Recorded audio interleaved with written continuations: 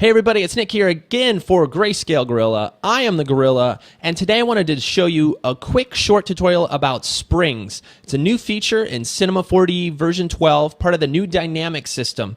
This is part of a bunch of short videos where I'm just trying to catch everybody up on some of the new dynamic features and get you going with some really simple, really basic rigs inside of Cinema. So let's jump in and get going on it. Here we are, we got a new scene up in Cinema, and quickly I'll mention again that I pulled all of the dynamic stuff out into my interface. If you would like to download this, I'll have it for download for some of these videos here. So look for that if you want your interface to look like mine. If you don't, all of these features are up in Simulation Dynamics. Boom, right there. That's where they usually rest. But I pulled it out into my interface. Anyway, with that said, let's just go to it.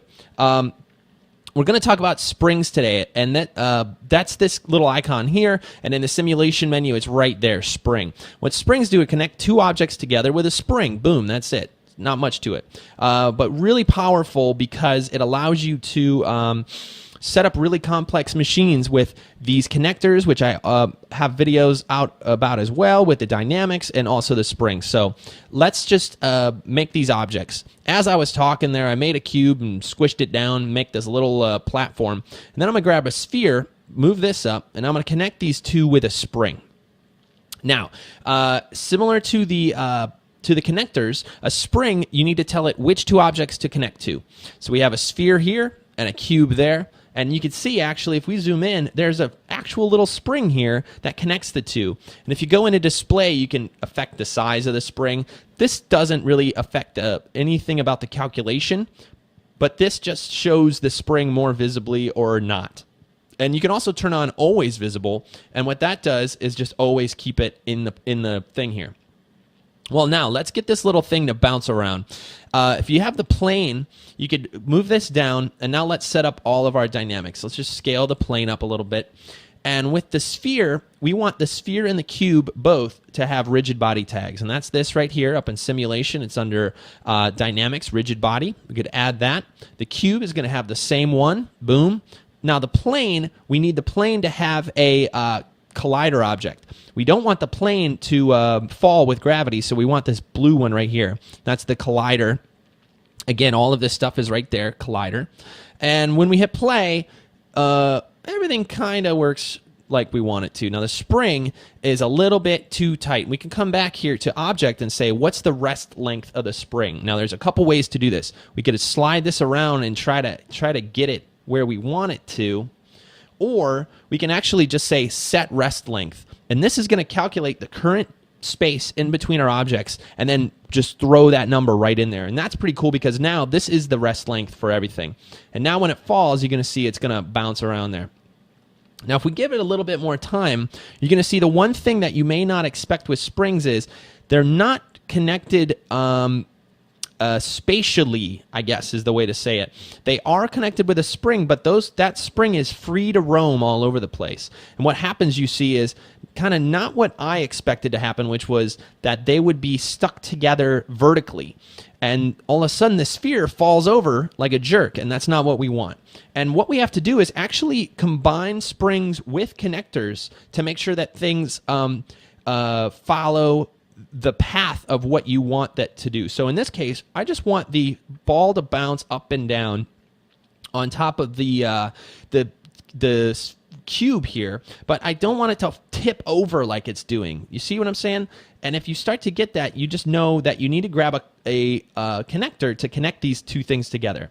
So let's grab a connector, and the connector is also going to connect the sphere and the cube.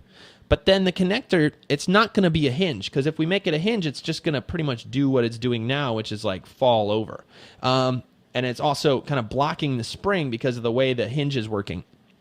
If we go to slider, now we're going to get what we want. Now, not quite right here, because the slider's aimed the wrong way. We actually need to go back to 0, grab it, and rotate the slider 90 degrees, not 95, Nick, but 90, and now it should work the way we want. The slider is keeping the ball vertically attached to the cube, and then the spring is acting as the bounce right there.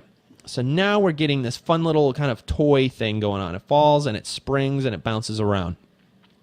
Some other things we could check out on the spring are the stiffness of the spring. If you turn that up, you can actually see it's really kind of going crazy. If I give it a little bit more height, which we can do as well, so we can just grab everything, move it up. Now we have some height on this thing, and it's actually bouncing off the floor. It has so much stiffness to that spring that once it hits, it kind of bounces up. Really fun, right? If you've seen my What's New in 12 video, you may have seen this little machine here. And this is exactly how I made them. And then, in fact, the last thing we'll do is just group everything together and then go to MoGraph, and you can add this into your cloner tool, and now you have everything cloning out. Now, we don't want the floor to be cloned, so I'm just going to pull that plane out of there. But now we have this whole machine being able to be cloned with a cloner object. And if we, I'm just going to turn it down that way and make it go on the x-axis. That looks better. And then we'll just move this floor so we have more room. And the last thing we'll do is we'll just move the whole thing up, and we'll offset them in Y just so they fall at different rates. And just like that, we have these complex machines blowing the heck up. I think there's probably some connector problems here. 1, 2, 3. It should clone out fine.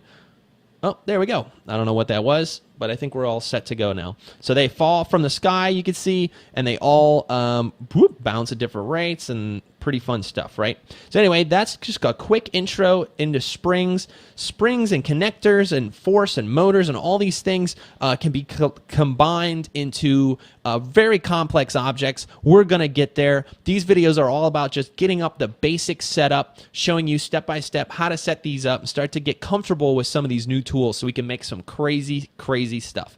So anyway, look for more of these short tutorials about Cinema 4D version 12, getting you updated with a lot of these new physics and features in 12. Super excited. I hope to see you in another video really soon where we'll talk about more of this stuff. Thank you guys for watching. I'll see you. Bye.